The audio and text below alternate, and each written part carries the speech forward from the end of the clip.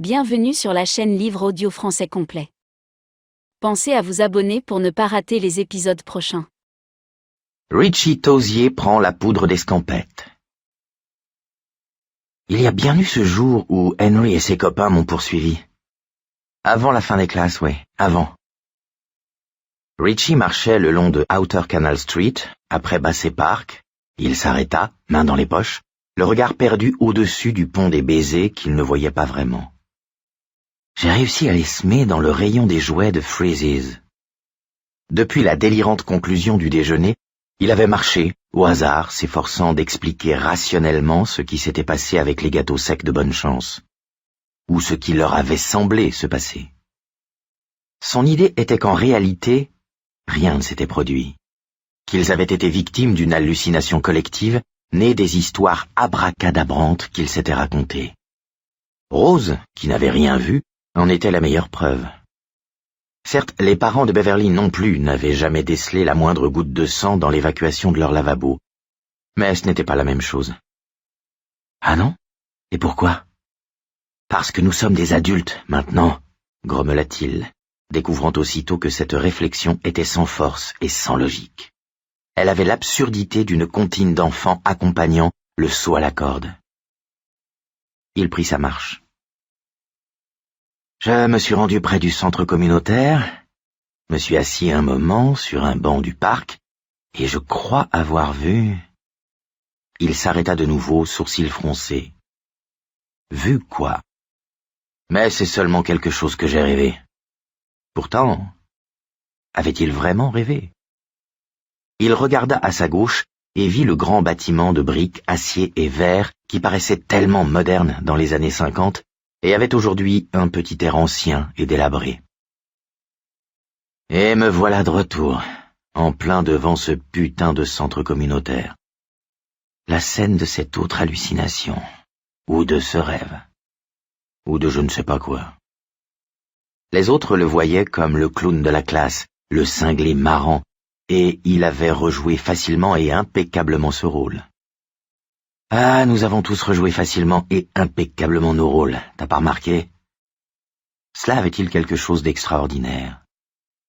Il se disait qu'on devait assister au même phénomène à n'importe quelle réunion d'anciens élèves au bout de 20 ans.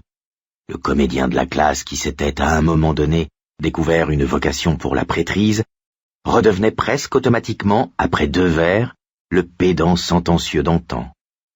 Le fou de littérature anglaise, devenu concessionnaire des camions JM, se mettait tout d'un coup à sortir du Irving et du Shakespeare.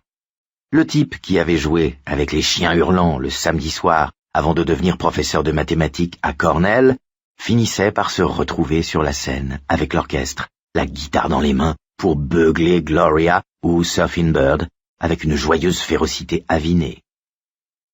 N'est-ce pas Springsteen qui parle de ne jamais se rendre, de ne jamais battre en retraite? Plus facile pourtant de croire aux airs d'antan sur le tourne-disque, après quelques vers et 1 ou 2 joints. Mais, se disait Richie, c'était le retour en arrière, l'hallucination, pas la vie actuelle. L'enfant est peut-être le père de l'homme, mais père et fils partagent souvent des intérêts très différents et n'ont que des ressemblances superficielles. Mais... Tu as parlé d'adulte et voilà qui sonne comme une absurdité, comme du charabia. Pourquoi, Richie? Pourquoi?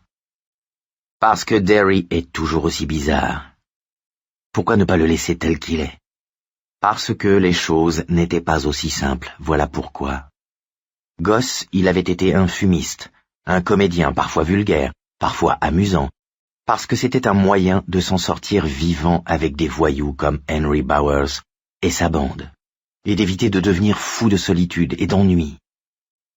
Il se rendait maintenant compte qu'une bonne partie du problème tenait à son propre esprit, qui tournait en général 10 à 20 fois plus vite que celui de ses camarades de classe. On l'avait trouvé tour à tour bizarre, cinglé, voire même suicidaire, selon les frasques dans lesquelles il se lançait, mais il ne s'agissait peut-être que d'un simple cas de surrégime mental, si être en permanence en surrégime mental pouvait être quelque chose de simple. C'était toutefois le genre de choses que l'on finissait par contrôler, ou du moins auquel on trouvait des dérivatifs, comme porte-doc délirant et autres.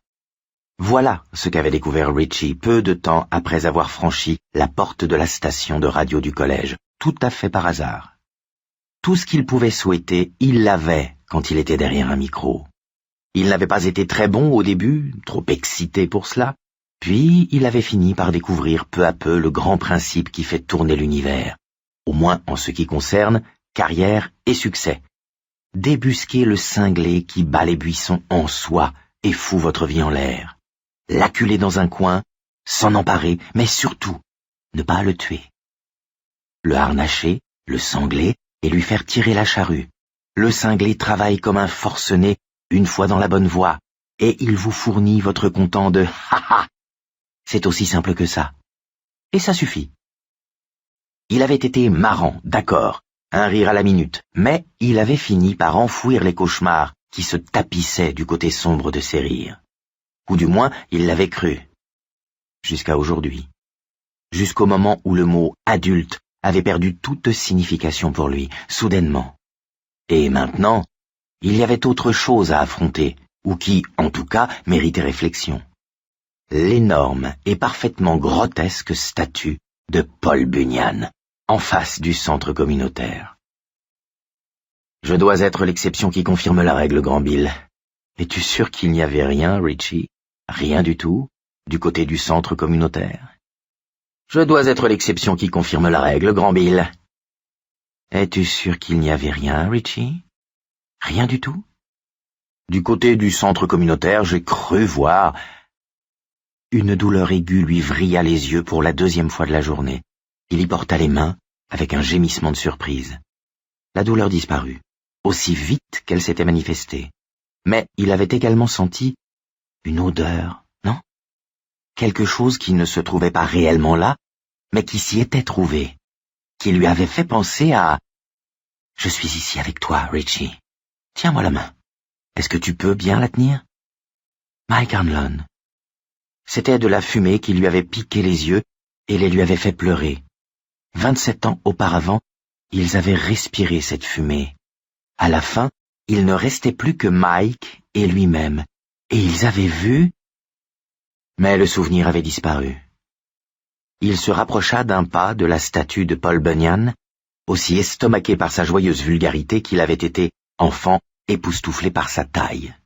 Le personnage de légende mesurait plus de 6 mètres de haut, sans compter le socle de 2 mètres sur lequel il s'élevait. Il souriait aux véhicules et aux piétons de Outer Canal Street. Le centre communautaire datait des années 1954-1955. Le conseil municipal avait voté les crédits pour la statue l'année suivante en 1956. Pendant 6 mois, ce projet avait soulevé des controverses passionnées, parfaitement représentatives de ces tempêtes dans un verre d'eau qui agitent parfois les villes, grandes ou petites. Mais tout à fait inutile. La statue avait été achetée, et même si les conseillers municipaux avaient pris la décision aberrante, en particulier pour la Nouvelle-Angleterre, de ne pas utiliser un objet dont elle avait fait l'acquisition, où, au nom du ciel, l'aurait-on remisé? On avait donc finalement installé la statue, non pas vraiment sculptée mais moulée en plastique, sur son socle, enroulée dans suffisamment de métrage de toile pour servir de voile à un 3-mâts. Elle avait été inaugurée le 13 mai 1957, jour du 150aire de la fondation de la ville, soulevant un chœur de protestation d'un côté et des applaudissements de l'autre, ce qui était prévisible. Paul portait la traditionnelle salopette, la traditionnelle chemise à carreaux rouges et blancs, et arborait une splendide barbe noire tout à fait bûcheronnesque. Une hache en plastique, la Godzilla de toutes les haches en plastique sans aucun doute, pendait à son épaule, et il souriait imperturbablement en direction du nord.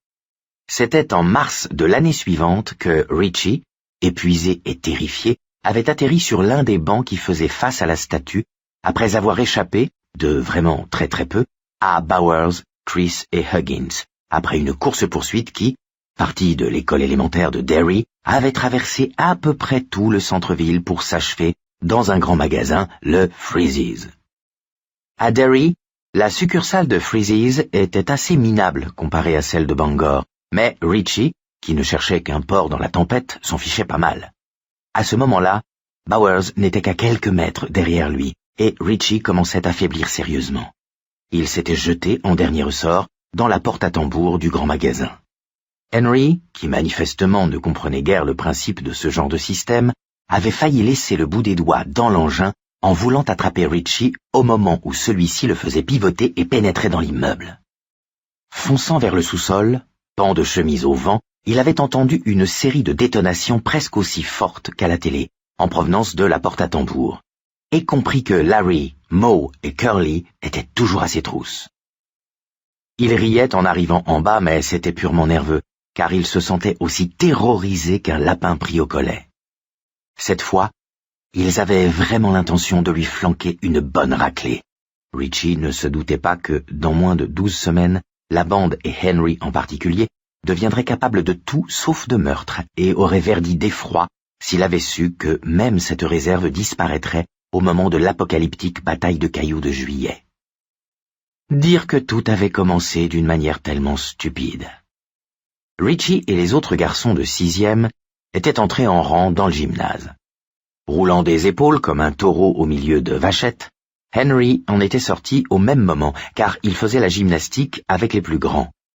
Depuis quelque temps, un tuyau percé était responsable d'une flaque à l'entrée. Henry ne la vit pas, glissa et tomba sur les fesses. Avant qu'il ait pu l'arrêter, la bouche de Richie, traîtresse, claironnait. « Visez le mec avec ses pompes en peau de banane !» Il y avait eu une explosion de rire général, mais pas la moindre trace d'humour sur le visage de Henry quand il s'était relevé. En fait, il avait la couleur de la brique réfractaire qui vient de sortir du four. « Tu perds rien en attendant, Cadieux !» avait-il lancé en s'éloignant. Les rires cessèrent instantanément. Dans le hall, tout le monde regarda Richie comme s'il était déjà mort. Henry ne s'arrêta pas pour observer les réactions, il poursuivit son chemin, tête baissée, les coudes rougis par la chute, une large tache d'humidité au fond de son pantalon. À ce spectacle, Richie sentit sa bouche à l'humour suicidaire s'ouvrir de nouveau, mais cette fois-ci, il la referma si vite qu'il faillit se sectionner le bout de la langue. « Bof, il va oublier !» s'était-il dit, mal à l'aise, en se changeant. « Bien sûr qu'il va oublier. Sa mémoire n'a pas assez de circuits en état de marche pour se souvenir de tout ça. Chaque fois qu'il fait sa crotte, il doit regarder dans le manuel d'instruction comment on fait pour se torcher. Ah. T'es foutu, la grande gueule, lui avait dit Vince Booger Staliendo, avec un certain respect plein de tristesse. T'en fais pas, je t'apporterai des fleurs. Coupe-toi les oreilles et amène des choux-fleurs, avait répliqué sans se démonter Richie. Et tout le monde avait ri, même ce bon vieux Booger Staliendo. Après tout, c'était permis, non? Qu'est-ce qu'ils en avaient à foutre? Eux, ils seraient peinards, à la maison, devant la télé, pendant que Richie se manurait le cul du rayon lingerie féminine à celui des articles de maison pour finalement atterrir aux jouets. La sueur qui coulait de son dos faisait un filet entre ses fesses, et il avait les couilles tellement contractées qu'il avait l'impression de les avoir accrochées à la ceinture. Bien sûr, il pouvait rigoler. Ha ha ha ha ha! Henry n'avait pas oublié. Richie était sorti par la porte du côté de la maternelle, juste au cas où, mais Henry y avait dépêché le roteur, lui aussi juste au cas où. Ha ha ha ha! Richie avait heureusement vu Huggins le premier, sans quoi il aurait été cuit. Le roteur regardait en direction de Dairy Park, tenant une cigarette non allumée d'une main et dégageant rêveusement le fond de son pantalon qui lui rentrait dans les fesses de l'autre. Le cœur battant à tout rompre, Richie avait traversé le terrain de jeu d'un pas tranquille et il avait presque rejoint Charter Street lorsque Huggins tourna la tête et le vit. Il appela à grands cris Henry et Victor, et c'est ainsi que la chasse avait commencé. Le rayon des jouets était complètement désert. Horrible. N'y traînait même pas un seul vendeur, un adulte qui aurait été le bienvenu pour mettre un terme à l'affaire avant qu'elle ne tourne mal. Il entendait se rapprocher les 3 dinosaures de l'apocalypse, mais il était à bout de souffle. Chaque inspiration s'accompagnait d'un douloureux élancement du côté gauche. Son regard tomba sur une porte marquée « Sortie de secours uniquement, alarme automatique ». Il sentit l'espoir renaître. Il courut entre 2 rangées de Donald Duck, de tanks américains fabriqués au Japon, de tenues de cow-boy, de voitures à remontoir. Il atteignit la porte, et enfonça aussi fort qu'il put la barre qui la verrouillait. Celle-ci s'ouvrit, laissant pénétrer l'air frais de mars. L'alarme se déclencha, stridente. Richie fit immédiatement demi-tour et alla se mettre à quatre pattes dans une autre allée. Il était par terre avant que la porte ne fût refermée. Henry, le roteur et Chris débouchèrent à grand fracas dans le rayon jouet au moment où la porte se refermait et où l'alarme s'interrompait. Ils se précipitèrent, Henry en tête, une expression de calme détermination sur le visage. Un vendeur se présenta finalement au petit trot. Il portait une blouse de nylon bleu par-dessus une veste de sport à carreaux, d'une laideur inimaginable. Il arborait des lunettes à monture rose qui lui faisaient un œil de lapin blanc. Richie fut sur le point d'éclater de rire. « Hé, les garçons !» s'exclama le lapin. « Hé là! Vous ne pouvez pas sortir par ici, c'est une issue de secours. Hé là, vous m'entendez ?»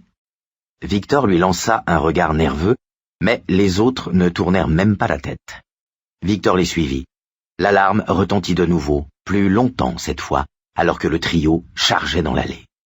Mais déjà, Richie était debout et se dirigeait vers la lingerie féminine au petit trot.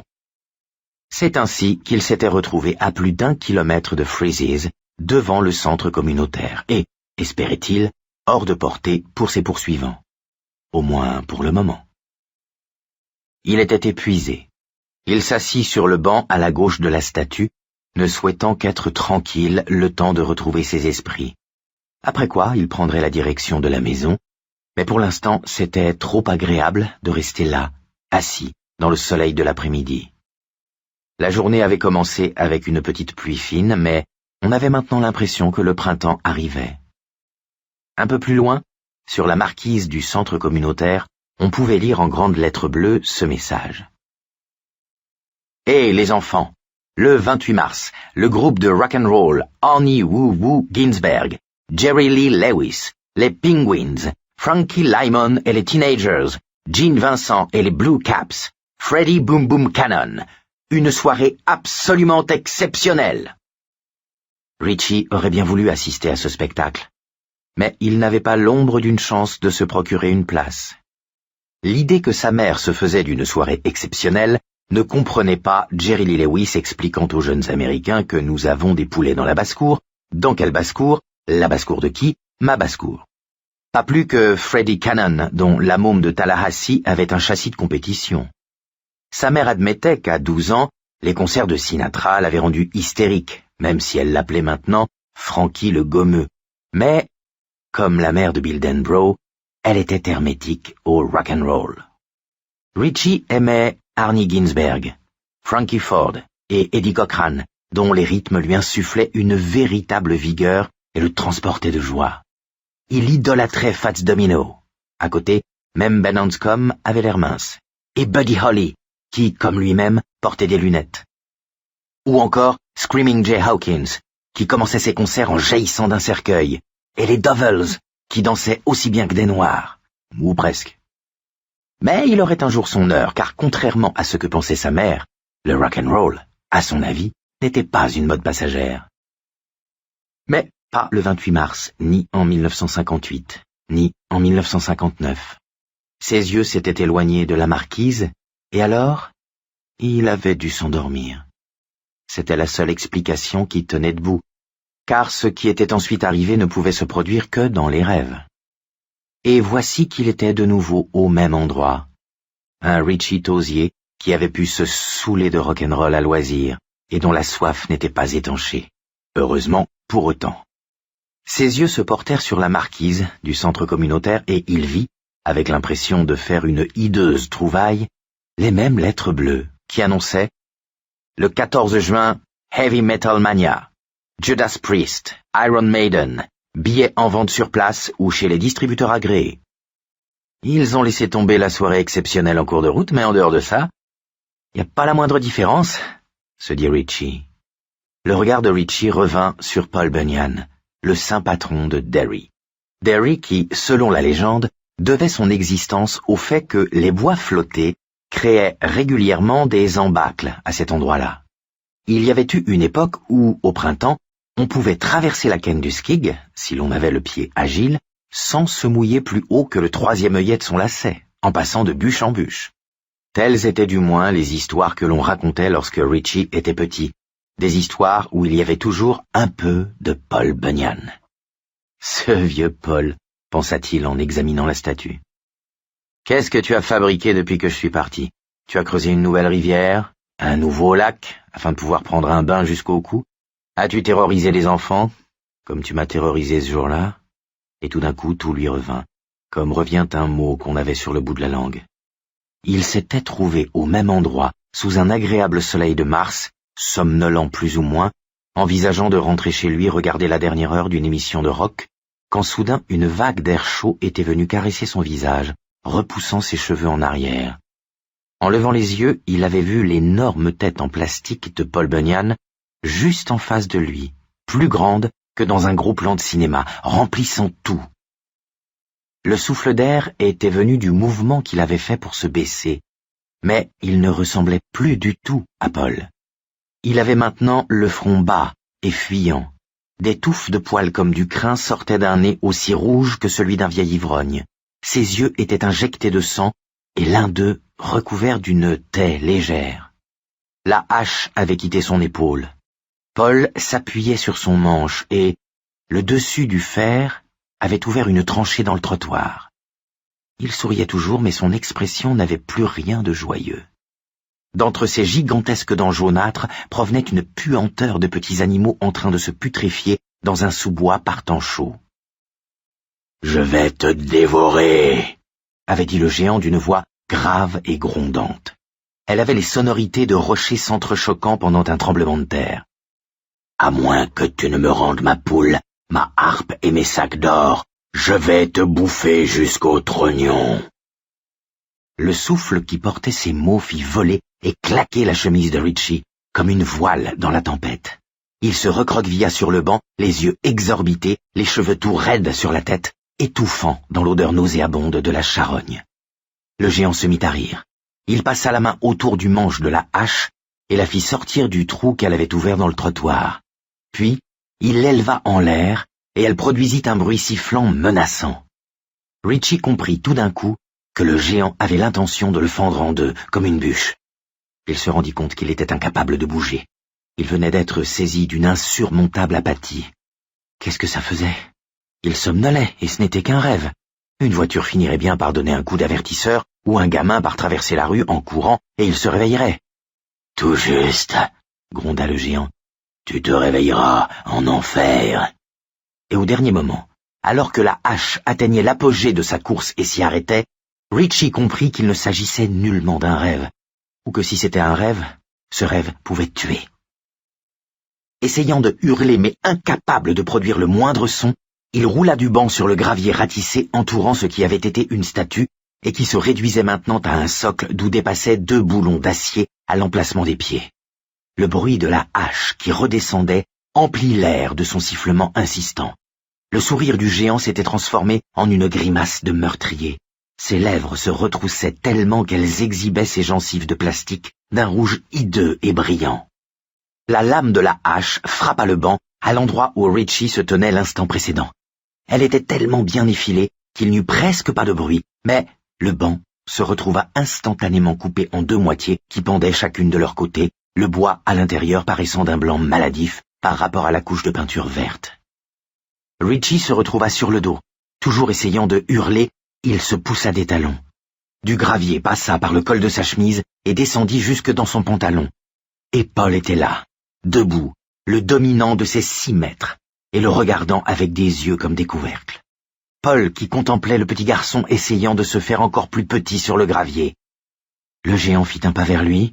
Richie sentit le sol trembler quand la botte noire retomba, faisant jaillir une gerbe de cailloux. Richie roula sur le ventre et se releva d'un pas chancelant. Ses jambes commencèrent à courir alors qu'il n'était pas encore tout à fait debout, avec pour résultat qu'il s'étala de nouveau. Il entendit le brusque chuintement de l'air chassé de ses poumons et les cheveux lui tombèrent sur les yeux. Entre les mèches, il vit les véhicules aller et venir paisiblement dans la rue comme si de rien n'était, comme si personne, dans ses voitures, ne s'apercevait ou ne se souciait que la statue de Paul Bunyan se fût animée et eût descendu de son piédestal afin de commettre un assassinat avec une hache de la taille d'un camion. Quelque chose cachait le soleil. Richie gisait dans une tache d'ombre ayant forme humaine. Il se mit précipitamment à genoux, faillit de nouveau tomber, réussit enfin à se relever et courut aussi vite qu'il le put, les genoux hauts, à se cogner la poitrine, les coudes comme des pistons.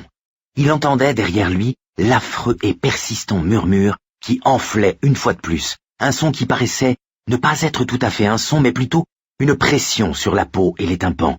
Sweep! La terre trembla. Les dents de Richie s'entrechoquèrent comme de la vaisselle pendant un séisme. Il n'eut pas besoin de regarder pour savoir que la lame venait de s'enfoncer de moitié dans le trottoir, à quelques centimètres de ses pieds. Dans son esprit en proie au délire, il crut entendre les Devils chanter « How the kids in Bristol are sharp, as a pistol when they do the Bristol stomp ». Il quitta l'ombre du géant et se retrouva au soleil, et se mit à rire, du même rire d'épuisement qu'il avait saisi quand il avait déboulé les escaliers de Freeze's. Haletant, le point de côté de nouveau douloureux, il avait finalement risqué un coup d'œil par-dessus son épaule. La statue de Paul Bunyan se dressait sur le piédestal où elle s'était toujours trouvée. La hache sur l'épaule, la tête tournée vers le ciel, les lèvres figées dans l'éternel sourire du héros mythique. Le banc coupé en deux était intact, merci. Les graviers dans lesquels Paul avait enfoncé son pied gigantesque étaient parfaitement ratissés, sauf à l'endroit où Richie était tombé pendant qu'il fuyait le géant. Rêvait qu'il fuyait le géant. Pas d'empreinte de pas, pas de trottoir défoncé à coups de hache. Il n'y avait là qu'un garçon que venaient de poursuivre des voyous plus grands que lui et qui se réveillait d'un rêve bref, mais particulièrement réaliste, dans lequel un colosse homicide, un Henry Bowers format économique géant, voulait le massacrer. « Merde !» avait dit Richie d'une petite voix tremblotante, avec un rire incertain. Il était resté là encore quelques instants, attendant de voir si la statue allait ou non se remettre à bouger, ne serait-ce qu'un clin d'œil, passer sa hache d'une épaule à l'autre, voire descendre du piédestal et lui courir après. Mais bien entendu, rien de tout cela ne s'était produit. Bien entendu. Qu'est-ce que j'en ai à foutre? Un roupillon, un rêve, rien de plus. Cependant, comme l'avait remarqué Lincoln, ou Socrate, ou un type comme ça, trop, c'est trop. Il était temps de retourner à la maison et de se calmer. Et bien qu'il eût été plus rapide de couper par le centre-ville, il avait préféré ne pas passer de nouveau à proximité de cette statue. Il avait donc fait un grand détour, et le soir même, avait presque oublié l'incident. Jusqu'à aujourd'hui. Ici est assis un homme, pensa-t-il, habillé sport par le même tailleur de Rodeo Drive, avec des pompes haut de gamme aux pieds et des sous-vêtements Calvin Klein sur les fesses. Ici est assis un homme avec des lentilles de contact extra souples évoquant le rêve d'un jeune garçon qui croyait qu'une chemise de collège avec des fruits dessus était le comble de l'élégance. Ici est assis un adulte qui regarde la même vieille statue. « Hé, Paul, le grand Paul, je suis ici pour te dire que tu n'as pas changé, que tu n'as pas pris une putain de ride. » La vieille explication sonnait toujours juste dans sa tête. Un rêve. S'il le fallait, il voulait bien croire au monstre, ce n'était pas une affaire. Ne lui était-il pas arrivé d'être assis devant un micro, en train de lire des dépêches parlant d'Idi Amin Dada, de Jim Jones, ou de ce type qui avait descendu tout le monde dans un McDonald's? Les monstres, ça courait les rues. Et s'il pouvait croire en la variété Jim Jones, il pouvait aussi croire en celle de Mike Hanlon, au moins pour un certain temps. Au fond, ça avait une sorte de charme. Venant de l'espace, personne n'en avait la responsabilité. Mais une statue en plastique de 6 mètres de haut qui descendait de son piédestal et entreprenait de vous tailler en pièces avec sa hache de plastique, ça dépassait un peu la mesure. Comme Lincoln ou Socrate ou Tartampion l'avaient également déclaré, « Je peux manger de la chair ou du poisson, mais il y a des merdes que je n'avalerai pas. » C'était simplement... L'impression d'une aiguille qui s'enfonçait dans ses yeux le reprit de nouveau, brusquement, lui arrachant un cri de détresse. Il fut pire que les précédents, plus profond, dura plus longtemps, et lui flanqua une frousse terrible. Il porta les mains à ses yeux, et ses doigts commencèrent à tirer instinctivement sur la paupière inférieure afin de faire tomber les verres de contact. C'est peut-être une sorte d'infection, pensa-t-il vaguement. Mais qu'est-ce que ça fait mal? Il tirait sur ses paupières et était sur le point de donner l'unique battement des paupières supérieures qui suffisait toujours à les faire glisser hors de l'œil, après quoi il passerait les 15 minutes suivantes à les chercher à tâtons dans le gravier autour du banc, mais mon Dieu, il s'en foutait, il avait l'impression que des ongles s'enfonçaient dans ses yeux, lorsque la douleur disparut. Elle ne s'estompa pas, mais cessa instantanément. Il larmoya légèrement, puis tout fut fini. Il abaissa lentement les mains, le cœur battant, prêt à cligner des yeux si la douleur reprenait. Mais rien ne se produisit. Et soudain lui revint à l'esprit le seul film d'horreur qui lui eût jamais réellement fait peur quand il était gosse, peut-être à cause de tous les emmerdements que lui valaient ses lunettes et du temps passé à s'occuper de ses yeux. Il s'agissait de L'œil qui rampe, avec Forrest Tucker. Pas fameux, les autres gosses avaient hurlé de rire, mais lui n'avait même pas souri. Il était resté de marbre et muet, pour une fois incapable de faire appel à l'une de ses voix, tandis qu'un œil gélatineux bardé de tentacules surgissait du brouillard synthétique d'un studio de cinéma anglais. La confrontation avec cet œil avait été catastrophique. Il incarnait de multiples peurs et angoisses pour Richie. Peu de temps après, une nuit, il avait rêvé qu'il se regardait dans un miroir et enfonçait une grosse aiguille dans l'iris de son œil, lentement, sentant un écoulement aqueux et paralysant au fond de son orbite remplie de sang. Il se le rappelait maintenant, s'être réveillé pour découvrir qu'il avait mouillé son lit. Qu'il se soit senti soulagé et non pas honteux devant son incontinence nocturne, prouve à quel point le cauchemar avait été épouvantable pour lui. Il s'était accroché au drap mouillé de tout son corps, bénissant la réalité de ce qu'il voyait. « Rien à foutre », dit Richie Tosier d'une voix basse, loin d'être assuré, en se préparant à partir. Il allait retourner au Derrytown House, faire un petit somme. Tant qu'à rouler rue du Souvenir, il préférait encore les avenues de Los Angeles aux heures de pointe. La douleur de ses yeux n'était sans doute rien de plus qu'un signe d'épuisement dû au décalage horaire, à quoi s'ajoutait le choc de retrouver tout d'un coup son passé. Les chocs, les explorations de souvenirs, ça suffisait. Il n'aimait pas du tout la façon dont son esprit sautait d'un sujet à l'autre. Il était temps de piquer une ronflette et de reprendre du poil de la bête. Comme il se levait, son regard tomba sur la marquise du centre communautaire. Les jambes brusquement en coton, il se rassit sur le banc, brutalement. Richie Tosier, l'homme aux 1000 voix, de retour à Derry, ville des 1000 danses. En l'honneur du retour de la grande gueule, le centre communautaire est fier de présenter le concert rock de Richie Tosier, l'Eclamsey & Co. Avec Buddy Holly, Richie Valens, le Big Bopper Frankie Lymon, Gene Vincent, Marvin Gaye et Jimi Hendrix guitare solo, John Lennon guitare d'accompagnement, Phil Lynott guitare basse, Keith Moon percussion. Chanteur invité, Jim Morrison. Bienvenue chez toi, Richie. Toi aussi, tu es clamsé. Il eut l'impression de ne plus pouvoir respirer, comme si on lui avait volé son air. Puis il entendit de nouveau le chuintement.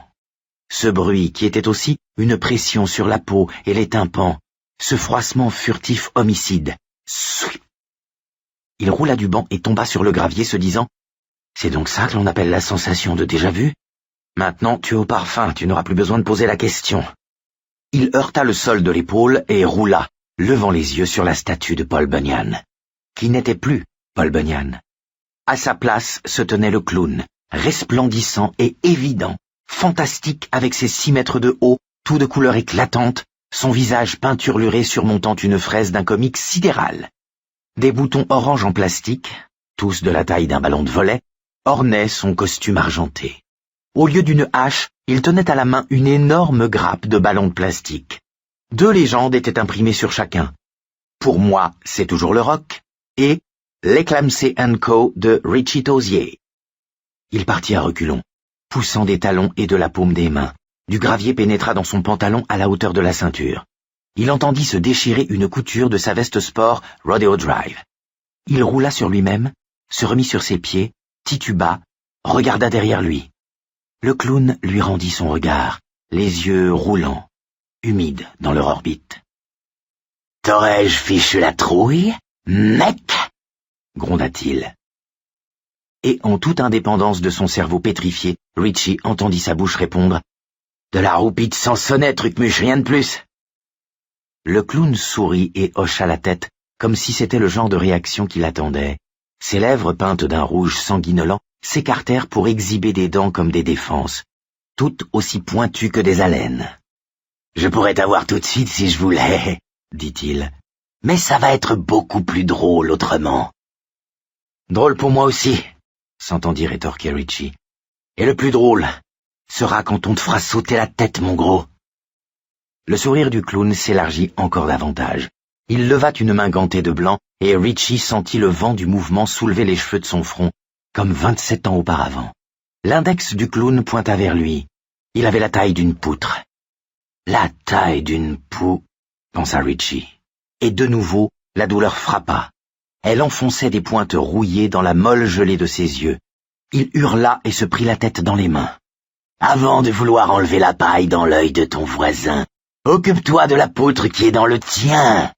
déclara solennellement le clown, la voix riche de grondements vibrants. Une fois de plus, la puanteur de la chair en décomposition entoura Richie. Il leva les yeux et fit une demi-douzaine de pas en arrière. Le clown se penchait maintenant, les mains gantées posées sur les genoux. « Tu veux encore jouer avec moi, Richie? Et si je pointais ton zizi du doigt et te collais le cancer de la prostate?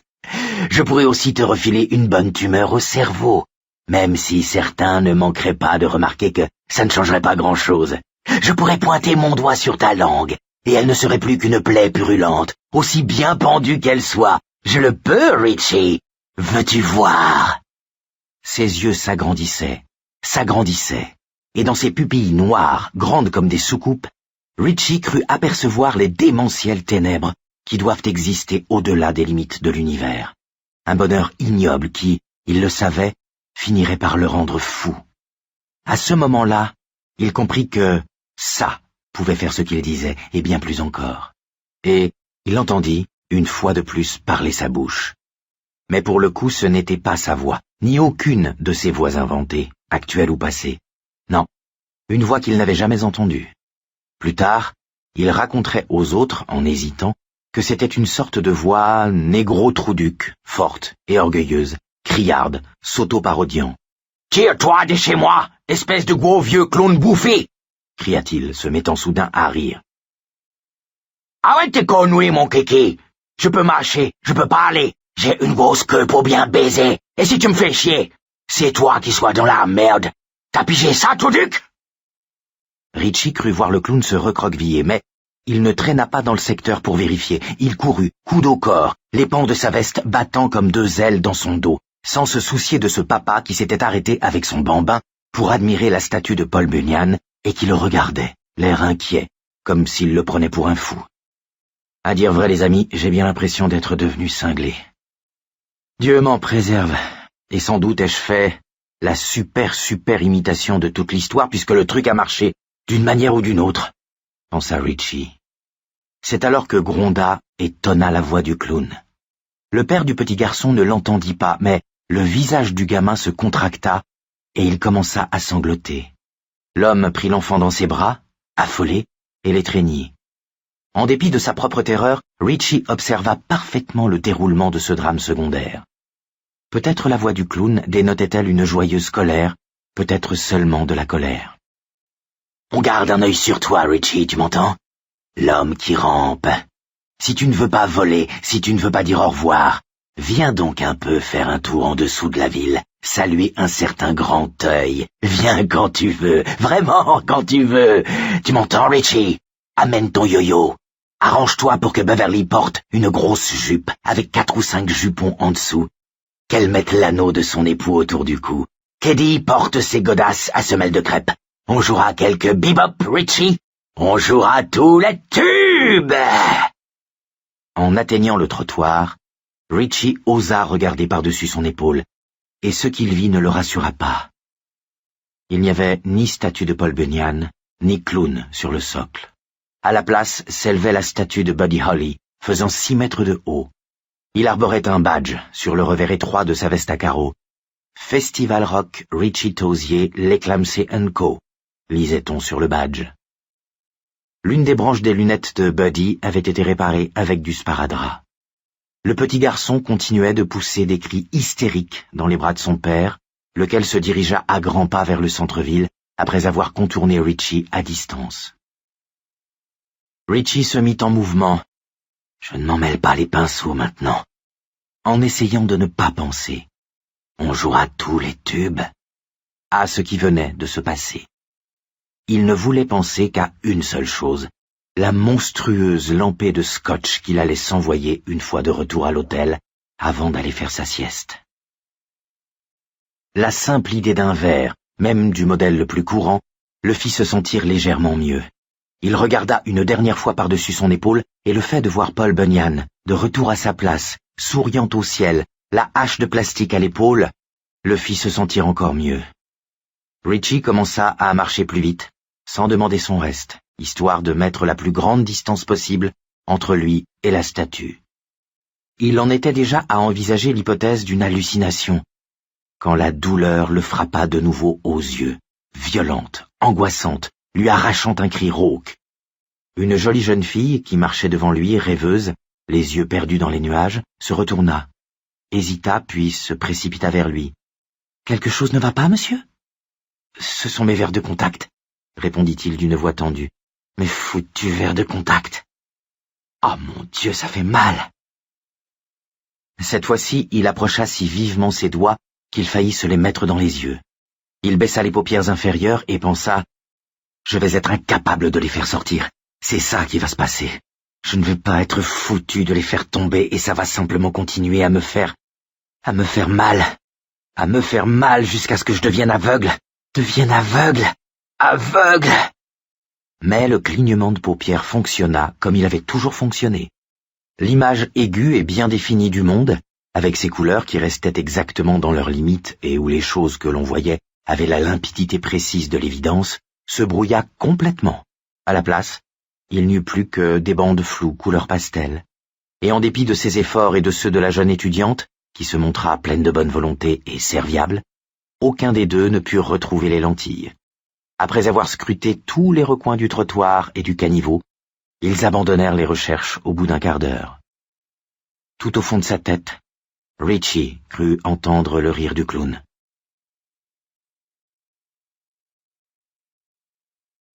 Bill Denbrough voit un fantôme. Bill ne vit pas Gripsou cet après-midi-là. En revanche, il vit un fantôme. Un vrai fantôme. C'est du moins ce que crut Bill sur le coup, et rien, plus tard, ne put le faire changer d'avis. Il avait remonté Witcham Street et s'était arrêté un moment auprès de la bouche d'égout qui avait servi de cadre à la fin tragique de George par une journée pluvieuse d'octobre 1957. Il s'accroupit et scruta l'ouverture pratiquée dans le rebord du trottoir. Son cœur battait à grands coups, mais il regarda tout de même. « Sors donc d'ici. De qui as-tu peur ?» dit-il à voix basse, avec l'idée, pas si insensée que cela, que ses paroles volaient le long de galeries noires et dégoulinantes d'eau, sans mourir, et continuaient à progresser toujours plus loin et plus profond, rebondissant d'écho en écho, s'en nourrissant, parmi des murs couverts de mousse et des machines rouillées depuis longtemps. Il les sentait flotter au-dessus d'eaux croupies, paresseuses, et peut-être même faiblement ressortir de 100 autres bouches d'égout dans les autres quartiers de la ville. « Sors donc de là, ou bien c'est nous qui irons te déloger. » Il attendit nerveusement une réponse. Accroupi, les mains pendantes entre les cuisses comme un receveur au baseball entre deux lancers. Il n'eut aucune réaction. Il était sur le point de se relever quand une ombre passa sur lui. Bill releva vivement la tête, en alerte, prêt à tout, mais ce n'était qu'un garçonnet de 10 ou 11 ans, tout au plus. Il portait un short de boy scout élimé qui mettait ses genoux écorchés bien en vue. Il tenait une glace à l'eau d'une main et de l'autre une planche à roulettes en fibre de verre qui paraissait aussi mal en point que ses rotules. La glace à l'eau était d'un orange fluo éclatant, la planche d'un vert fluo non moins vif. « Vous avez l'habitude de parler aux égouts, monsieur ?» demanda le garçon. « Seulement à Derry, » répondit Bill. Ils se regardèrent pendant quelques instants, solennellement, puis éclatèrent de rire en même temps. « J'aimerais te poser une question un peu stupide, » reprit Bill. « D'accord, » dit le garçon. « As-tu jamais entendu quelque chose qui venait de là-dedans ?» L'enfant regarda Bill comme si ce dernier venait de perdre les pédales. « D'accord, oublie que je te l'ai demandé. » Il se releva et s'était éloigné d'une douzaine de pas, tout au plus, en direction de la colline, avec la vague idée d'aller revoir la maison de son enfance, lorsque le gamin le rappela. « Hé, monsieur !» Bill se retourna. Il avait enlevé sa veste qu'il tenait par un doigt sur son épaule. Son col était défait, sa cravate desserrée. Le gamin l'examinait attentivement, comme s'il regrettait déjà son envie de parler.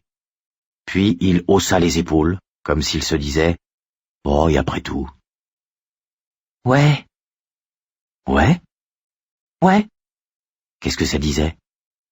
Je sais pas, c'était une langue étrangère. Je l'ai entendu qui sortait d'une des stations de pompage en bas dans les friches. Vous savez, ces stations de pompage, on dirait des tuyaux qui sortent de terre. Je sais ce que tu veux dire. Est-ce que c'est un gosse que tu as entendu ? Ouais, c'était un gosse, au début. Après, on aurait dit un homme. Le garçonnet se tut un instant. J'ai eu la frousse. Je suis rentré en courant à la maison et j'ai raconté à mon père. Il m'a dit que c'était peut-être un écho ou un truc comme ça, venu d'une maison par les égouts. Tu l'as cru ? Fit Bill, qui s'était rapproché de quelques pas. Le garçon lui adressa un adorable sourire. J'ai lu dans mon livre, vous savez, croyez-le ou non, l'histoire de ce type qui faisait de la musique avec ses dents. C'était une radio. Il avait des fausses dents qui faisaient transistor. Je me dis que si je crois cette histoire, je peux bien croire n'importe quoi. Évidemment. Mais est-ce que tu l'as vraiment cru ? À contre-cœur, l'enfant secoua la tête. T'est-il arrivé d'entendre encore ces voix ? Une fois, pendant que je prenais un bain. Une voix de fille, elle pleurait, c'est tout. J'avais peur de vider la baignoire quand j'ai eu fini. Vous comprenez, j'aurais pu la noyer peut-être. Bill acquiesça de nouveau. L'enfant regardait maintenant Bill ouvertement, le regard brillant, l'air fasciné. Vous savez quelque chose sur ces voix, monsieur ? Je les ai entendues il y a très, très longtemps. Connaissais-tu l'un des gosses qui ont été assassinés, fiston ? Dans les yeux du garçon, l'éclat disparut, remplacé par la méfiance et l'inquiétude. Mon père dit que je ne dois pas parler aux étrangers. Il dit que n'importe qui peut être le tueur. Du coup, il s'éloigna de Bill de quelques pas, se réfugiant à l'ombre d'un orme, contre lequel Bill avait foncé à bicyclette 27 ans auparavant. Il était tombé et avait tordu son guidon. « Pas moi, fiston », se défendit Bill.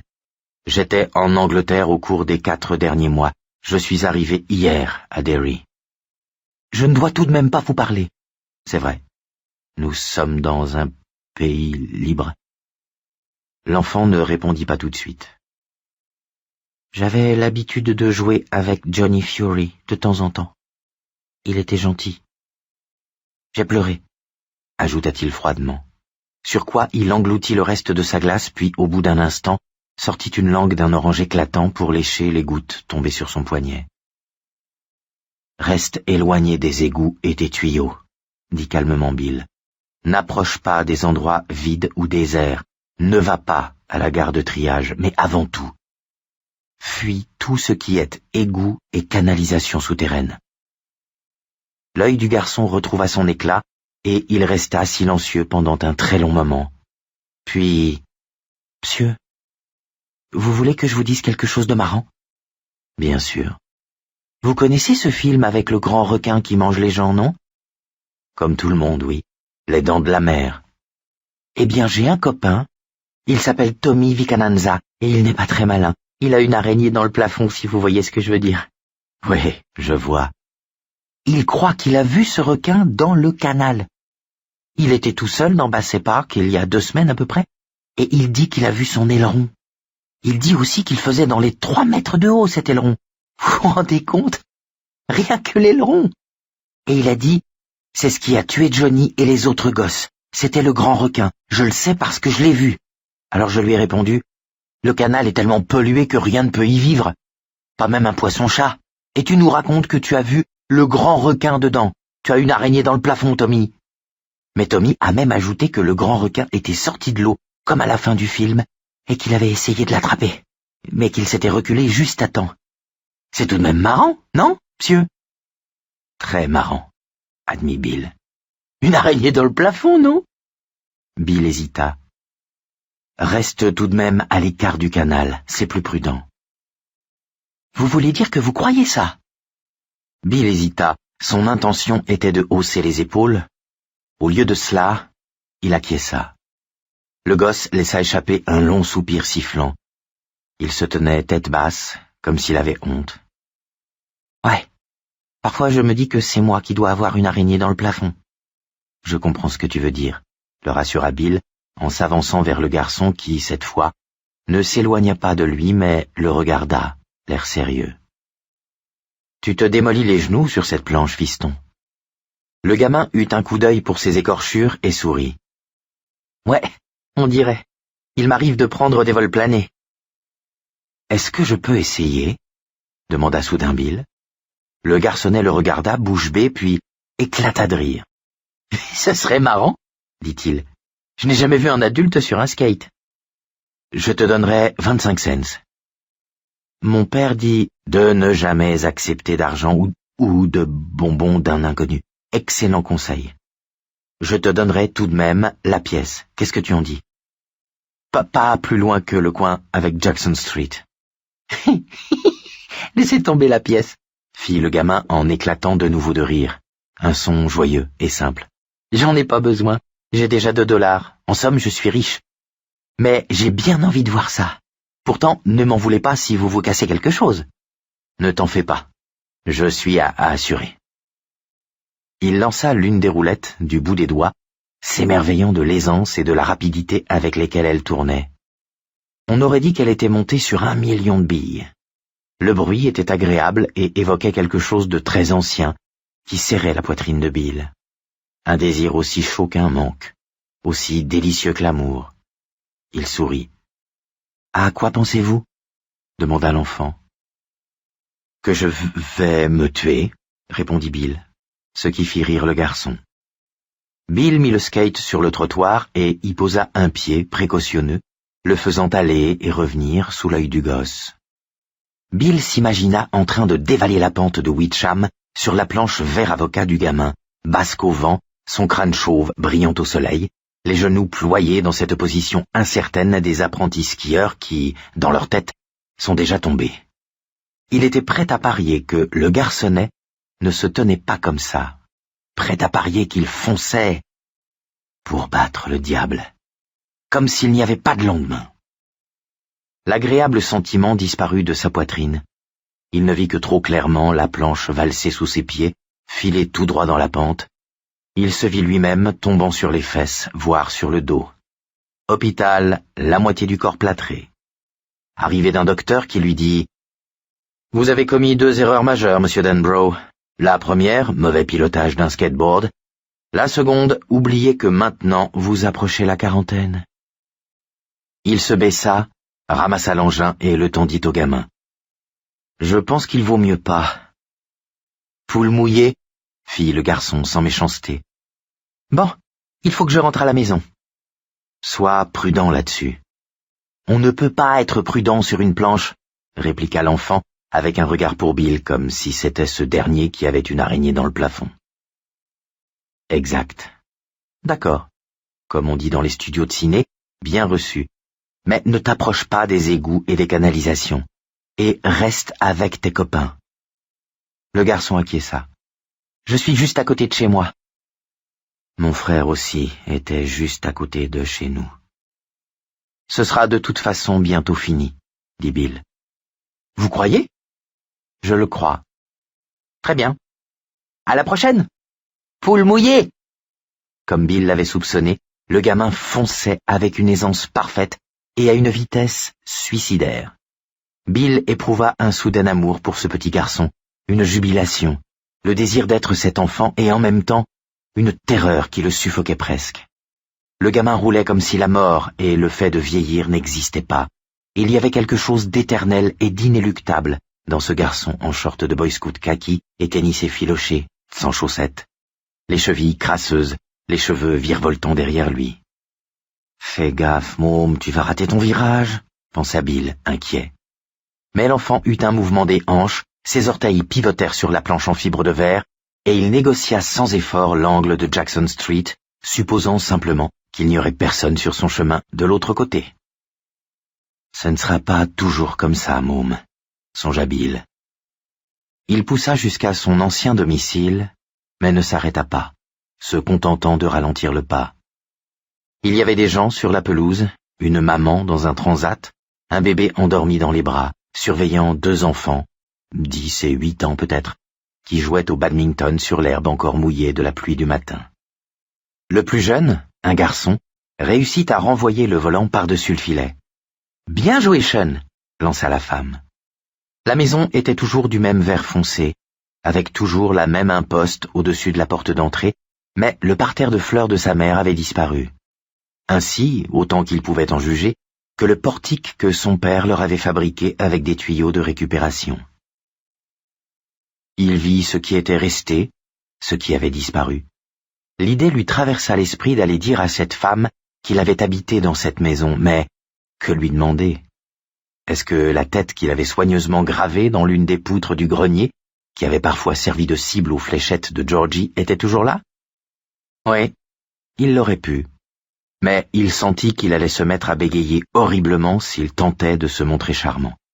Et voulait-il connaître les réponses à ces questions? Un froid glacial s'était abattu sur cette maison après la mort de Georgie. Et s'il était revenu à Derry, ce n'était pas pour la revoir. Il repartit et ne s'arrêta qu'une fois qu'il fut à la hauteur de la barrière qui surplombait les friches mortes. La barrière était un peu plus branlante, les friches avaient le même aspect, peut-être plus touffu. Seule différence, l'épaisse fumée noire qui montait de la décharge avait disparu. On avait installé une usine moderne de retraitement des ordures, et une boucle d'accès sur pilotis à l'autoroute mordait sur l'un des flancs. Non, les friches n'avaient guère changé, odeur comprise. Le lourd parfum des plantes en pleine croissance de printemps n'arrivait toujours pas à masquer complètement l'odeur de déchets et d'excréments humains. Odeur presque imperceptible, mais sans équivoque. Odeur de corruption. Une bouffée du monde d'en dessous. C'est là que ça s'est terminé autrefois. Et c'est là que ça va se terminer cette fois. Là-dedans, sous la ville, songea Bill. Il n'arrivait pas à repartir, convaincu qu'il allait être le témoin d'une manifestation quelconque de l'horreur qu'il était revenu combattre. Rien. Il entendait l'eau babiller, le vent chuchoter dans les buissons et le haut des arbres qui l'agitaient. C'était tout. Pas de signe. Vraiment rien. Il reprit sa marche, toujours en direction du centre-ville. Un autre enfant croisa son chemin, une fillette cette fois, en pantalon de velours côtelé à taille haute et blouse rouge passée. Elle faisait rebondir une balle d'une main et tenait, par les cheveux, une poupée blonde de l'autre. « Hé !» dit Bill. « Quoi ?» dit-elle en levant les yeux. « Quelle est la meilleure boutique de Derry ?» Elle réfléchit. « Pour moi ou pour n'importe qui ?»« Pour toi. »« Rose d'occasion, vêtements d'occasion, » répondit-elle sans hésiter un instant. « Je te demande pardon. »« Vous demandez quoi ?»« Je veux dire, ce n'est pas un nom de magasin, ça ?»« Bien sûr que si, » dit-elle avec un regard apitoyé pour ce faible d'esprit. « Rose d'occasion, vêtements d'occasion, ça rime. Ma mère dit que c'est un broc minable, mais je l'aime bien. On y trouve des vieilles choses comme des disques qu'on n'a jamais entendus, des cartes postales aussi. Ça sent le grenier. Il faut que je rentre à la maison maintenant. Salut !» Elle s'éloigna sans regarder en arrière, faisant rebondir sa balle, ballottant sa poupée. « Hé !» lui lança-t-il. Elle se retourna et le regarda d'un air intrigué. « Je te demande pardon ? Comme vous dites, le magasin. Où est-il ? Tout droit, Juste en bas de Up Mile Hill. Bill eut le sentiment du passé qui se repliait sur lui-même, qui se repliait sur lui. Il n'avait pas eu l'intention de demander quoi que ce soit à la fillette lorsqu'il l'avait interpellée. La question avait jailli de ses lèvres comme un bouchon de bouteille de champagne. Pas mal de choses avaient changé au carrefour de Up Mile Hill. À la place de l'annexe des frères Tracker, on lisait une enseigne en caractère ancien, Rose d'Ocase, vêtements d'Ocase. La peinture jaune des briques datait d'une bonne dizaine d'années et avait atteint le stade du jaune pipi, comme disait Audra. Bill se dirigea lentement vers la boutique, de nouveau étreint par un sentiment de déjà-vu. Il raconta plus tard aux autres qu'il savait quel genre de fantôme il allait voir avant de l'avoir réellement vu. La vitrine de Rose d'Ocase était plus que pisseuse, crasseuse. Rien à voir avec un magasin d'antiquités chic, plein d'objets délicats, éclairés de spots invisibles. Un parfait mont-de-piété, aurait dit sa mère avec un parfait mépris. Il y régnait le plus grand désordre, les affaires s'y entassaient n'importe comment, vêtements en pile, guitares pendues par le cou comme des criminels, boîtes bourrées de 45 tours, 10 cents le disque, 12 pour $1, disait une affichette, Andrew Sisters, Perry Como, Jimmy Rogers, divers, vêtements d'enfants et chaussures d'aspect sinistre, usagées mais encore bonnes, $1 la paire. Des télés qui avaient essuyé les plâtres des premières émissions de l'histoire, l'une d'elles, allumée, donnait une image d'un gris presque uniforme. Une boîte de livres de poche aux couvertures arrachées, 2 pour 25 cents, 10 pour $1, série osée à l'intérieur, posée sur un énorme poste de radio, des fleurs en plastique dans des vases sales. Mais toutes ces choses ne constituaient que l'arrière-plan chaotique de l'objet sur lequel les yeux de Bill s'étaient immédiatement fixés, sans pouvoir s'en détacher. Une expression d'incrédulité sur le visage. Des ondes de chair de poule lui parcouraient le corps. Il avait le front brûlant, les mains glacées, et pendant un instant, il crut que toutes ses portes intérieures allaient s'ouvrir en grand et qu'il se souviendrait de tout. Dans la partie droite de la vitrine, trônait Silver. La bicyclette ne possédait toujours pas de béquille, et la rouille avait envahi ses garde-boue. Mais la trompe était toujours accrochée au guidon, son bulbe de caoutchouc tout fendillé. Le pavillon de la trompe, que Bill avait toujours soigneusement entretenu et fait briller, était terne et piqué. Le porte-bagages plat, qui avait souvent servi de siège de passager à Richie, se trouvait toujours au-dessus du garde-boue arrière, mais tordu et maintenu en place par un seul boulon. Quelqu'un l'avait recouvert de fausses peaux de panthère, mais le tissu était tellement usé et effiloché qu'on en distinguait à peine les motifs. Silver. Inconsciemment, Bill, de la main, essuya les larmes qui coulaient sur ses joues. Après avoir complété ce débarbouillage avec son mouchoir, il pénétra dans le magasin.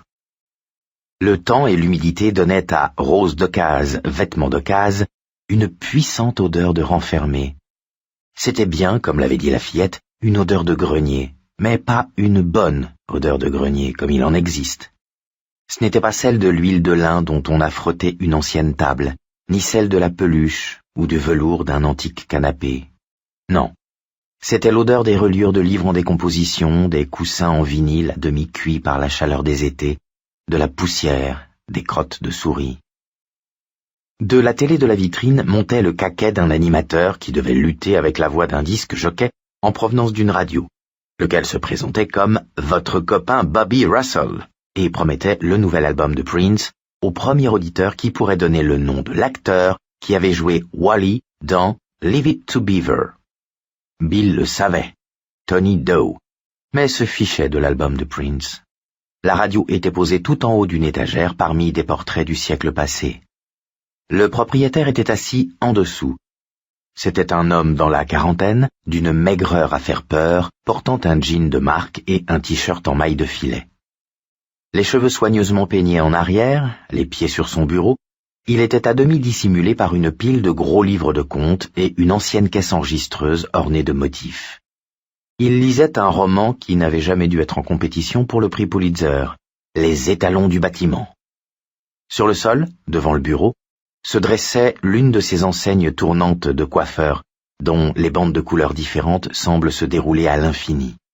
Son cordon électrique effiloché allait se raccorder à une prise de la plainte comme un serpent fatigué. Le carton, posé contre sa base, proclamait « Une espèce en voie de disparition. 250 $. Au tintement de la clochette placée sur la porte, l'homme avait marqué la page de son livre avec une pochette d'allumettes et levé les yeux. « Je peux vous aider ?» « Oui, » répondit Bill, ouvrant la bouche pour demander le prix de la bicyclette de la vitrine. Mais avant qu'il ait pu parler, son esprit se trouva envahi par une seule phrase entêtante, des mots qui chassaient toute autre pensée. Les chemises de l'archiduchesse sont-elles sèches, archi-sèches pour les 6 spectres? Mais au nom du ciel, qu'est-ce que archi-sèche? Vous cherchez quelque chose de particulier? Demanda le propriétaire. Son ton était parfaitement courtois, mais il observait attentivement Bill. Il me regarde comme si j'avais fumé de cette herbe qui fait planer les musiciens, pensa Bill, amusé en dépit de sa détresse. Oui, je m'intéresse à archi-sèche pour les 6 spectres. À à cette enseigne de barbier? Il y avait maintenant dans l'œil de l'homme cette expression que, même dans son état présent de confusion, Bill n'avait pas oubliée depuis son enfance et qu'il détestait. L'anxiété de quelqu'un qui est obligé d'écouter parler un bègue, le besoin de finir ses phrases pour lui et de couper court au bafouillement du malheureux. Mais je ne bégais plus. J'en suis venu à bout. Je ne bégais plus, bordel, Les chemises de l'archiduchesse. Les mots avaient une telle clarté dans sa tête que l'on aurait dit que quelqu'un d'autre les prononçait, qu'il était comme cet homme de la Bible possédé des démons, envahi par quelque présence venue de l'extérieur. Et cependant, il reconnaissait la voix. C'était la sienne. Il sentit des gouttes chaudes de sueur jaillir de son visage. « Je pourrais vous faire les 6 spectres. Un prix sur cette enseigne, » disait le propriétaire. « À dire la vérité, personne n'en veut à ce prix. Je vous la laisse à 175. Qu'est-ce que vous en dites? C'est la seule véritable antiquité de la maison. » « Spectre !» cria presque Bill. « Ce n'est pas l'enseigne qui m'intéresse. » Le propriétaire eut un petit mouvement de recul. « Est-ce que vous vous sentez bien, monsieur ?» L'inquiétude du regard démentait la sollicitude du ton, et Bill vit la main de l'homme quitter le bureau. Il comprit dans un éclair de lucidité qui relevait plus de la déduction que de l'intuition, qu'il y avait un tiroir entrouvert invisible pour lui et que le propriétaire venait certainement de poser la main sur un revolver ou une arme quelconque. Il craignait peut-être les voleurs. Plus vraisemblablement, il avait tout simplement peur. Après tout, il était manifestement homosexuel, et on était dans la ville où des jeunes gens avaient fait prendre un bain mortel à Adrian Mellon. Les chemises de l'archiduchesse sont-elles sèches, archi-sèches pour les 6 spectres? La litanie repoussait toute pensée. C'était comme s'il devenait fou. D'où cela sortait-il? Et ça se répétait. Par un effort surhumain, Bill s'y attaqua, s'obligeant pour cela à traduire en français la phrase venue d'ailleurs. C'était de cette manière qu'il avait vaincu son bégaiement quand il était adolescent. Au fur et à mesure que les mots défilaient dans son esprit, il les changeait, et il sentit soudain se détendre l'étreinte du bégaiement. Il se rendit compte que le propriétaire venait de dire quelque chose. Excusez-moi ? Je dis que si vous devez piquer une crise, allez faire ça dehors, je n'ai pas besoin de conneries comme celle-là ici. Bill prit une profonde inspiration. On repart à 0, dit-il. Faites comme si je venais juste d'entrer. Entendu, fit le propriétaire, sans se fâcher davantage. Vous venez d'entrer. Et maintenant? La bécane dans la vitrine. Combien voulez-vous pour cette bécane? Disons 20 $. L'homme paraissait maintenant plus à l'aise, mais sa main gauche n'avait toujours pas reparu. C'était une chouine à l'origine, je crois, mais elle s'est un peu abattardie. De l'œil, il évalua la taille de Bill. Une grande bicyclette, mais vous pourriez la monter. Pensant au skate vert fluo du gamin, Bill répondit « J'ai bien peur d'avoir déjà fait mon temps comme cycliste, vous savez. » L'homme haussa les épaules, sa main gauche finalement revint sur le bureau. « Vous avez un garçon » Oui. De quel âge? 11 ans. Un peu haute pour un gamin de 11 ans. Accepterez-vous un chèque de voyage? S'il fait $10 de plus que le montant de vos achats, je vous en ferai un de 20. Me permettez-vous de passer un coup de fil? Aucun problème, tant que c'est en ville. C'est le cas. Je vous en prie. Bill appela la bibliothèque municipale. Mike s'y trouvait. « Où es-tu, Bill » demanda-t-il avant d'ajouter presque immédiatement. « Tout va bien au moins ?»« Très bien. As-tu des nouvelles des autres ?»« Non. On se reverra ce soir. » Il y eut un bref silence. « C'est-à-dire, je le suppose. »« Qu'est-ce que je peux faire pour toi, grand Bill ?»« Je suis en train d'acheter une bicyclette, Mike, » expliqua calmement Bill. « Je me demandais si je ne pourrais pas la pousser jusqu'à chez toi. As-tu un garage ou un coin où je pourrais la ranger ?» Il y eut un silence qui se prolongea. « Mike, tu m'entends ?»« Je suis toujours là. »« C'est Silver ?» Bill regarda le propriétaire de la boutique. Il était de nouveau plongé dans sa lecture, ou peut-être faisait-il semblant et était-il tout ouïe. « Oui, » dit-il. « Où es-tu ?»« Un magasin qui s'appelle Rose d'Ocase, vêtements d'Ocase. »« Très bien. J'habite au 61 Palmer Lane. Tu n'as qu'à remonter Main Street. »« Je trouverai. »« D'accord, je t'attendrai là. Veux-tu que je m'occupe du dîner ? » ?»« Ce serait une bonne idée. Peux-tu quitter ton travail ? » ?»« Aucun problème. Carole me remplacera. » Mike eut un instant d'hésitation. « Elle m'a dit qu'un type était venu, environ 1 heure avant mon retour, et qu'il avait l'air d'un fantôme. Je lui ai demandé de me le décrire. C'était Ben. »« T'es sûr ? » ?»« Oui. »« C'est comme la bécane, ça fait partie du tout, non ? » ?»« Vaut mieux pas se poser la question, » répondit Bill, un œil sur le propriétaire qui paraissait toujours aussi absorbé par son livre. « On se retrouve donc chez moi, » reprit Mike. « Le 61, n'oublie pas. »« Je n'oublierai pas. »« Merci, Mike. » « Dieu te bénisse, grand Bill. » Bill raccrocha. L'homme referma aussitôt son livre. « Vous vous êtes trouvé un coin pour la remiser, l'ami ? » ?»« Ouais. » Bill prit un chèque de voyage, le signa. Le vendeur compara les signatures avec un soin qu'en d'autres circonstances, Bill aurait trouvé plutôt insultant. Puis il alla chercher la bicyclette, et quand Bill posa la main sur le guidon pour l'aider, il fut pris d'un nouveau frisson. Silver. Encore une fois. C'était Silver qu'il tenait à la main, et... Les chemises de l'archiduchesse sont-elles sèches, archi-sèches pour les 6 spectres?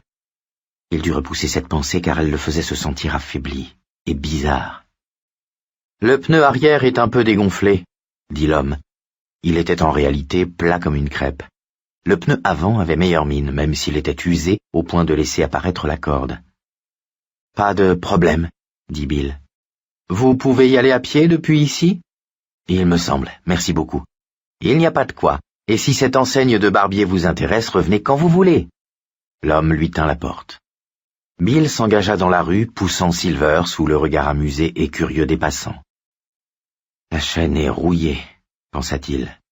Celui qui l'avait n'a guère fait d'effort pour l'entretenir. Il s'arrêta quelques instants, sourcils froncés. De plus, il faisait chaud et pousser un engin comme Silver quand on a la quarantaine essoufflée n'était pas si facile que ça, se demandant ce que la bicyclette était devenue. L'avait-il vendue? Donnée? Perdue peut-être? Impossible de s'en souvenir. Au lieu de cela, la phrase absurde « Les chemises de l'archiduchesse sont-elles sèches ?» refit surface, aussi étrange et déplacée qu'une chaise percée sur un champ de bataille, un tourne-disque dans une cheminée, une rangée de crayons dépassant d'un trottoir en ciment. Bill secoua la tête, et la phrase se dispersa comme de la fumée. Puis, il poussa Silver jusqu'à chez Mike.